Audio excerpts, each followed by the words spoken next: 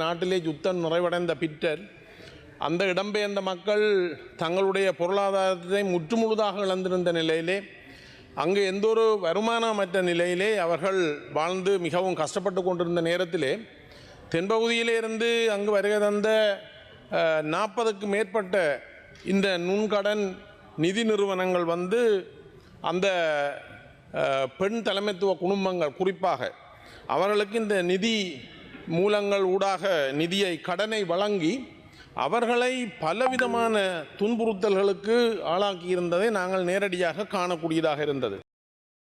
உறுப்பினர்களே, இன்று நாங்கள் 2025ஆம் ஆண்டின் நுண்நிதி மற்றும் கடன் ஒழுங்குபடுத்தும் அதிகார சபை சட்டம் தொடர்பாக நாங்கள் இங்கு விவாதித்து கொண்டிருக்கின்றோம். இந்த சட்டம் மூலம் இங்கு பாராளுமன்றத்திலே கொண்டு வரப்பட்டது.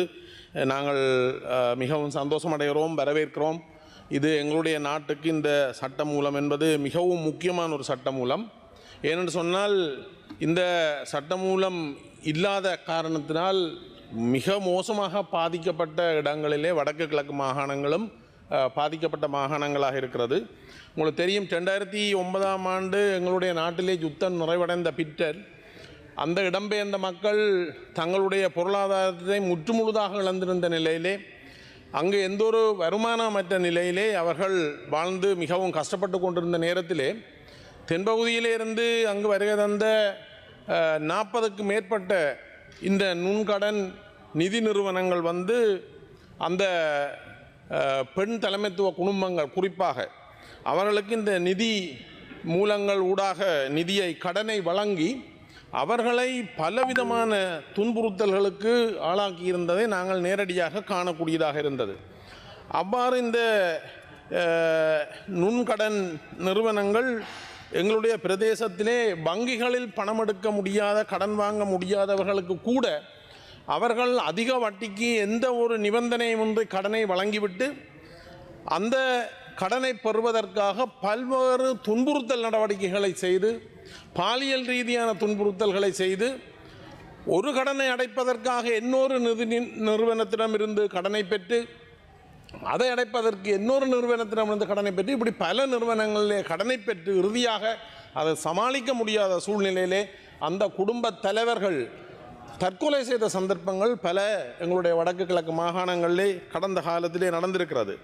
ஆகவே இந்த மிக மோசமாக பொருளாதார ரீதியிலே நலிவடைந்த மக்களை காப்பாற்றுவதற்காக கொண்டு வரப்படுகின்ற இந்த நுண்கடன் மற்றும் பண கடன் வழங்கும் தொழிலை செய்யும் நிறுவனங்களை ஒரு கட்டுப்பாட்டுக்குள் கொண்டு வருவதற்காக அறிமுகப்படுத்தப்படுகின்ற இந்த சட்டம் எங்களுடைய நாட்டுக்கு தேவையானது. அதேபோல் இந்த சட்டத்திலே பல குறைபாடுகள் அல்லது சில குறைபாடுகள் இருப்பதையும் காணக்கூடியதாக இருக்கிறது. குறிப்பாக உங்களுக்கு தெரியும், எங்களுடைய மாகாணங்களிலே யுத்தம் நடைபெற்ற காலத்திலே வங்கி சேவைகள் அங்கு முழுமையாக நடைபெறவில்லை, அல்லது நடைபெற்றாலும் கூட அந்த வங்கி சேவைகளை சென்று பயனடையக்கூடிய வகையில் எங்களுடைய மக்கள் இருக்கவில்லை. அந்த நேரத்திலே இந்த கிராம மக்கள் ஒன்று சேர்ந்து தங்களுக்கிடையிலே சில அமைப்புகளை உருவாக்கி கிராம வலுவூட்டல் அமைப்புகளாக சமூக நிதியை சேகரித்து மிகவும் மோசமான நிலையிலே பணம் தேவைப்படுகின்றவர்களுக்கு அந்த சிறு கடன்களை வழங்கி தங்களுக்குள்ளே ஒரு நிதி நிறுவனம் போல அவர்கள் செயற்பட்டதாலே அந்த கஷ்டமான காலத்திலும் பல குடும்பங்கள் அந்த பிரதேசத்திலே வாழக்கூடியதாக இருந்தது. யுத்த காலத்தில் மாத்திரமல்ல, யுத்தத்துக்கு பின்னரான காலத்தில் கூட இவ்வாறான கட்டமைப்பு எங்களுடைய பிரதேசங்களிலே மிக அதிக எண்ணிக்கையாக இருக்கிறது. நான் நினைக்கிறேன், இலங்கையில் எடுத்து பார்த்தால் மாகாண ரீதியாக வடகிழக்கு மாகாணத்தில் இந்த இப்படியான சமூக ரீதியான நிதி நிறுவனங்கள் இலாப நோக்கற்ற தங்களுக்குள்ளுக்கே தங்களை வலுப்படுத்துகின்ற அமைப்புகளாக இருக்கின்றது. இப்போது எல்லாருக்கும் உள்ள, எங்களை போன்றவர்களுக்கு உள்ள பிரச்சனை என்று சொன்னால், இந்த சட்டமூலத்திலே இவர்களும் ஏனைய பெரிய நிதி நிறுவனங்களுக்கான அதே சட்டத்திட்டத்தில் அவர்களும் உள்வாங்கப்பட்டால் என்ன நோக்கத்துக்காக இந்த சமூக நிதி